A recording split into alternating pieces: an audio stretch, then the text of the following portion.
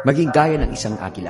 Ang kaisa-isahang ibon na nagtangkang tumuka at lumaban sa agila ay ang uwak. Ang uwak ay papatong sa likod at tutukain niya ng tutukain sa leeg ang agila. Pero hindi ito papansinin ng agila. Hindi niya uubusin ang lakas niya para lumaban sa uwak.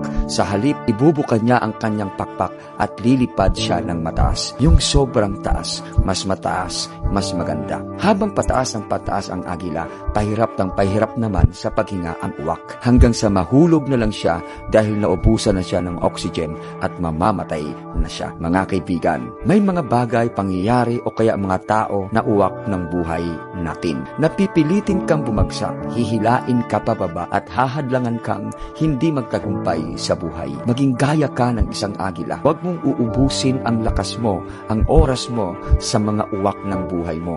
Mag-focus ka lang. Lipad ka lang ng mas mataas. Mangarap ka ng mas mataas at abutin mo ang mga pangarap mo sa buhay mo. At yung mga uwak ng buhay mo, makikita mo na lang. Kusa na lang silang malalaglag at sila na ang susuko sa iyo.